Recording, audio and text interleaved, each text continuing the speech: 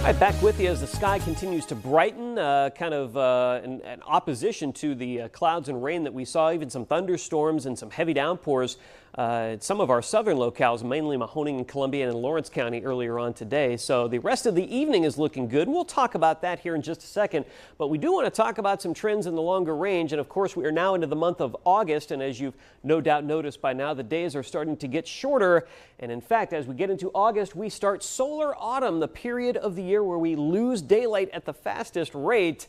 And for a spring lover like me, that's not great news, but it certainly is proof positive that time indeed marches on. Speaking of time marching on, 12 hours of time-lapse video compressed into about 10 seconds on our weather camera from Niles, and you see those waves of showers and storms that moved on through a turbulent-looking sky at times. But over the last couple of hours, again, the sunshine has started to pour back out, and we've got a partly sunny sky out there right now on our Briarfield Healthcare Center's weather camera, looking right up to 422, I should say, in Niles, looking off to the west-northwest there at a gradually clearing sky. And again, that trend will continue as we go throughout the next several hours. We have way off to our west, you can just barely see where it's centered, this area of high pressure, and that will kind of cruise on closer to us, clear out the sky for us overnight tonight. But with a moist air mass in place, a clearing sky and a calm wind, that's going to be a combination for some patchy dense fog to break out. And there you see that breaking out here on high-res Futurecast as we get into the wee hours, say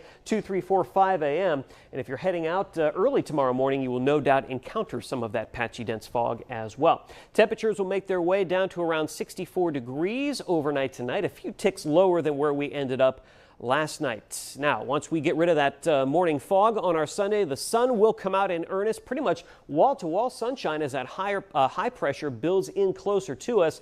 Just a couple of puffy fair weather clouds from time to time, and that will be about it. It will be a warmer day tomorrow, certainly, than what we saw today, but the humidity will not be as bad. We're on the other side of a cold front that worked through earlier, so we'll see highs in the mid to upper 80s, but it will be more of a dry heat, a quote-unquote dry heat. But humidity will be back on the rise as we get into early next week. Another cold front will come our way on Monday. That could trigger a shower or storm in the afternoon and evening, and then that front is going to try to stall out a little bit, so we'll keep things active as we get into Tuesday. Finally, Tuesday afternoon, a little ripple of low pressure will come along and kind of shove that activity off to our south and east. That will dry things out for us on Wednesday, Thursday, maybe a little bit of moisture from what is now Tropical Storm Debbie heading into the picture, but we expect that to stay to the south and east of us for a time.